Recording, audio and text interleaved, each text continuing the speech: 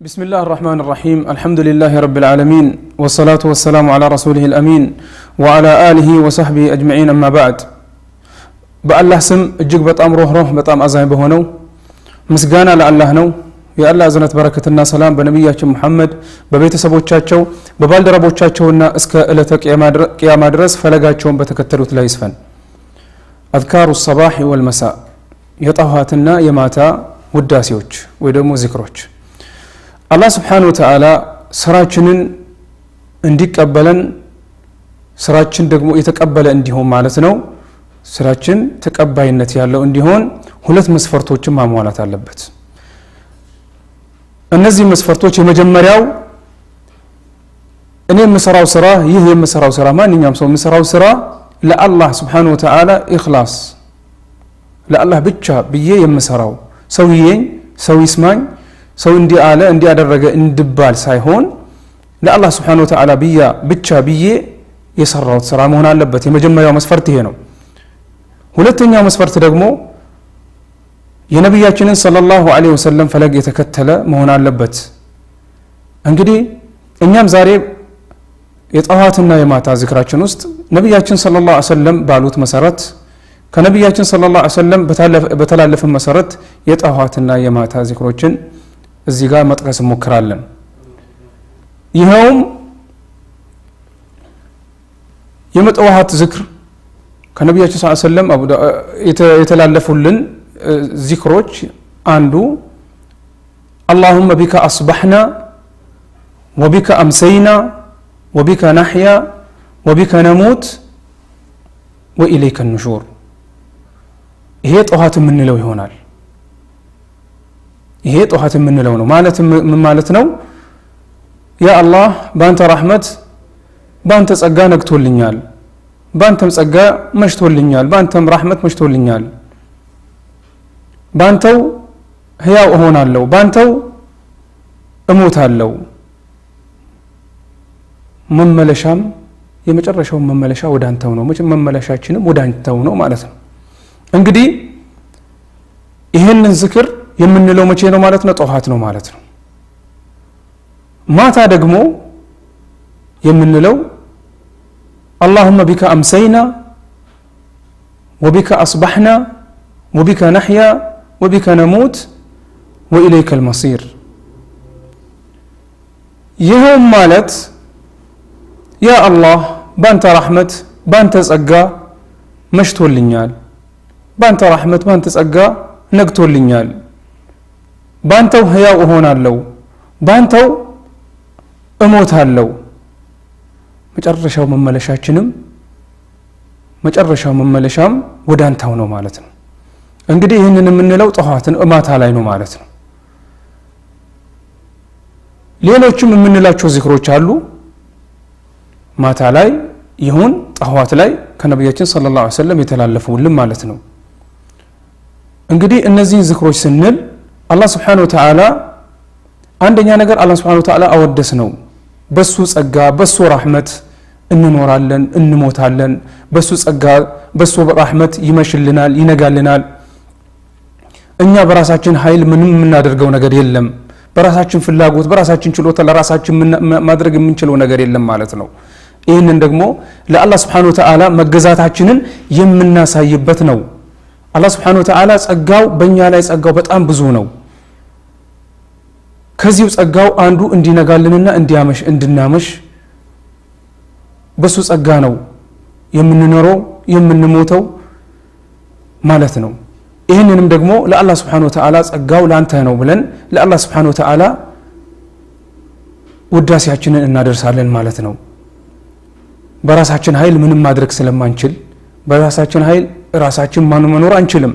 የሚያኖረን የሚገድለን ወይ ደግሞ የምንሞተው በአላህ Subhanahu Wa Ta'ala ፍቃድ በአላህ Subhanahu Wa Ta'ala ችሎታ ነው ጥሩ ሁኔታ ላይ አመሸን ጥሩ ሁኔታ ላይ አነጋን ብለን ለአላህ Subhanahu Wa Ta'ala ምስጋናችንን እናደርሳለን ማለት ነው ይህንን ምስጋና ካደረግን አላህ Subhanahu Wa Ta'ala ደግሞ Subhanahu Wa Ta'ala ረህመቱ በጣም ሰፊ ነው እኛ እንደዚህ ስናወድሰው በጣም ትልቅ የሆነ አጅር አዘጋጅቶልናል ማለት ነው ምክንያቱም የአላህ Subhanahu Wa Ta'ala ሽክር ወይ ደግሞ ምስጋና አድርሰናል ያ አላህ አንተ ነህ ያነጋህልን ያ አላህ አንተ ነህ ያመሸህልን ያ አላህ አባ አንተ ነህ ከተኛንበት በዛው እንዳንቀር ወህይወት ወደኛ መልሰህ ወደ ህይወታችንን መልሰህልን ከንቅልፋችን እንድንነሳ ያስቻልከን አንተ ነህ Subhanahu Wa Ta'ala ማለት ነው ስለዚህ ወንድሞቻና እህቶቼ እንዳንረሳ እነዚህን አዝካሮች እነዚህና እነዚህን የመሳሰሉትን አዝካሮች እንዳንረሳቸው ጠዋት ሲነጋ ማለት አለብን ማታም ሲመሽልን እነዚህን ዝክሮችና ከነብያችን ሰለላሁ ዐለይሂ ወሰለም የተላለፉልን ዝክሮች ሁሉ ማለት አለብን ማለት ነው ይሄንን ካደረግን አላህ Subhanahu Wa Ta'ala ታላቅ ምንዳ ይከትብልናል ከዚህ ውጪ ደግሞ በሚቀጥለው ክፍል የምናየው አላህ Subhanahu Wa Ta'ala በጠዋትና በማታ ምንላቸው ዝክሮች እንዴት ከመጥፎ ነገሮች አላህ Subhanahu Wa Ta'ala እንደሚጠብቀን ሀጃዎቻችንንም እንዴት አላህ Subhanahu Wa Ta'ala እንደሚያሟላልን የምናይበት ይሆናል هذا والله أعلم وصلى اللهم وسلم على نبينا محمد وعلى آله وصحبه أجمعين والسلام عليكم ورحمة الله وبركاته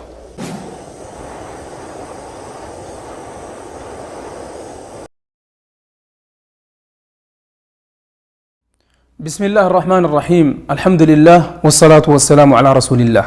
وعلى آله وصحبه ومن والاه أما بعد ባለፈው ክፍል እንደተነጋገርነው የጠዋትና የማታ ዝክሮችን የምንልበት ይህ ፕሮግራም እንግዲህ የቀሩትን ደግሞ የቻልነውን ያህል ዝክሮች እንጨምራለን አላህ Subhanahu Wa Ta'ala ሲያነጋልን አላህ Subhanahu Wa Ta'ala ሲያመሽልን የምንላቸውን ዝክሮች ማለት ነው ከነዚህም ዝክሮች ከነብያችን ሰለላሁ ዐለይሂ ወሰለም የተላለፉልን ዝክሮች ማለት ነው እነዚህን ዝክሮች አንዱ بسم الله الذي لا يضر مع اسمه شيء في الأرض ولا في السماء وهو السميع العليم ሶስት ጊዜ እንለዋለን بسم الله الذي لا يضر مع اسمه شيء في الأرض ولا في السماء وهو السميع العليم የሚለው ዝክር ነው ሶስት ጊዜ እንለዋለን ይህን ዝክር ያለ ጧት ያለው እስኪመሽ ድረስ አላህ Subhanahu Wa Ta'ala ከመጥፎ ነገሮች ይጠብቀዋል የሚያጋጥመው ድንገት የሚያጋጥመው ክፉ ነገር አይኖርም ማለት ነው አላህ Subhanahu Wa Ta'ala ይጠብቀዋል ሲመሽም ያለው ልክ እንደዚያው ሲመሽም ይሄንን ዝክር ያለ አላህ Subhanahu Wa Ta'ala ድንገተኛ የሆነ የሚያስደነግጥ አደጋ እንዳይደርስበት አላህ Subhanahu Wa Ta'ala ይጠብቀዋል ወይ ደግሞ ጠባቂ ያደርግለታል እስቲ ይሄ ዝክር ምን ማለት እንደሆነ እንየው بسم الله الذي لا يضر በአላህ ስም በስሙ የተጠበቁትን ምንም አይጎዳቸውም ما اسم شيء ምንም አይጎዳቸውም في الأرض ولا في السماء በምድርም በሰማይም وهو السميع العليم እሱ ደግሞ አላህ Subhanahu Wa Ta'ala ሰሚም ውስጥ አዋቂም ነው አላህ Subhanahu Wa Ta'ala እንግዲህ ይሄንን ስል በአላህ ስም የተጠበቁት ማለት ነው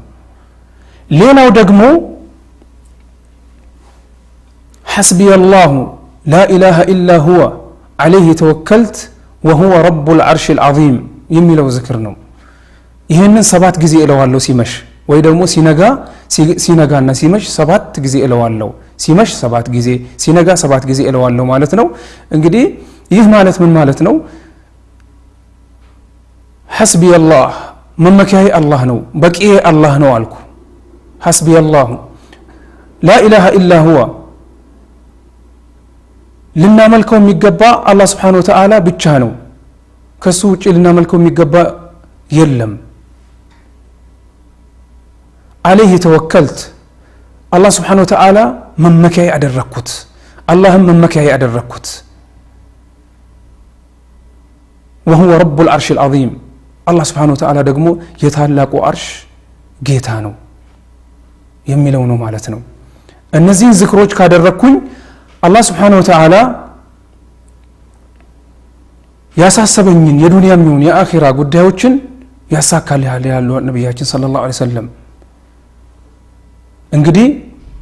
እስቲ አንድ ቅሳ ልንገራችሁ አንድ ሰው ምን ይላል አንድ ቀን በመንገድ ሳልፍ አንዲት ሴት ከልጇ ጋር ስትሄድ አየዋት ይላል ልጇ የለበሰችው አለባበስ በደንብ የሚሸፍናት አልነበረም እና ሰይጣን አስመሰለብኝ ሊያሳሳተ ይፈለገ እና እቺ ልጅ አመረችልብኝ እና ተከተልኳትና ሴትዮዋና ልጅዋን የት እንደሚገቡ አየው። ከገቡበትን ቤት መከታተል ጀመርኩ። ሰራተኛ ቆሻሻ ለመጣል ስትወጣ እየጠበቅኩ ሰላም እያልኳት አንዳንድ ስጦታዎች እየሰጠኋት እቺን ሰራተኛ አታለልኳት። የምላትን እንድታደርግ አደረግኳት ማለት ነው። እናም ቁጥርሽን ስጪኝ ብዬ ቁጥሯን ከወሰድኩ በኋላ እየደወልኩላት እስቲ እቺ ሴትዮዋ መቼ ቤት እንደማትኖር ልጅቷ ደግሞ ብቻዋን መቼ እንደምትኖር ንገሪኝ አልኳት። ልጅቷ ደግሞ በጣም የሚገርማችሁ ነገር እድሜዋ በጣም ትንሽ ናት። 8 ወይ 9 ዓመት ቢሆናት ነው። ነገር ግን ማረከችው፣ ምክንያቱም በደንብ አልለበሰችም። ለዚህም ነው ሸሪዓ በደንብ ይሸፈኑ የሚለው። እናም ተከታተለ። አንድ ቀን ደወለችላት። ማንም ሰው ቤት የለም፣ ልጅቷ ብቻ ነች ና አለችው። መጣ፣ ቤት ገባ። የልጅቷን ክፍል አሳየችው። ክፍሏን በሯን ከፍቶ ሲገባ ወደ ውስጥ መግባት አልቻለም። አንድ የሚከለክለኝ ነገር አለ አለ። አንድ የሚያስፈራራኝ ነገር አለ አለ። ሴትዮዋ ትመጣብኛለች ብዬ ፈርቼ ሄድኩ አለ። ሌላ ቀንም እንደዚያው ደግሜ ያደረግኩት አለ። እንደዚያው አይነት ነገር አጋጠመኝ አለ። በጣም የሚያስፈራ ነገር። ወጥቼ ሄድኩና የሴትዮዋንም ቁጥር ስጪኝ አልኳት። የሴትዮዋን ቁጥር ወሰድኩ፣ ደወልኩላት። እህቴ እኔ በቤትሽ እንደዚህ አይነት ነገር አድርጌያለሁ። አላህ Subhanahu Wa Ta'ala ግን ጠብቆሻል። ምን ብታደርጊ ነው አላት። እሷ ምን አለችው? እኔ ብዙ የማደርገው ነገር የለም፣ ነገር ግን አላህ Subhanahu Wa Ta'ala የጧትና የማታ ዝክር ስለማደርግ እንደገና ደግሞ ከቤቴ ስወጣ ያ አላህ ቤቴንና በቤቴ ውስጥ የምትገኘው ልጄንና በቤቴ ውስጥ የሚገኘውን ሁሉ ጠብቅልኝ እላለሁ አለች። እና አላህ ጠበቀላት ማለት ነው። ተመልከቱ፣ ከክፉ ነገር ጠበቃት፣ አላህ ጠበቃት። እንግዲህ እኛም የጧትና የማታ ዝክሮችን እንደዚህ እየተከታተልን አላህ ይጠብቀን፣ አላህ እንዲረዳ ማድረግ አለብን። ወሰለላሁ ወሰለም አላ ነብይና ሙሐመድ ወአላ አሊሂ ወሰህቢሂ አጅመኢን።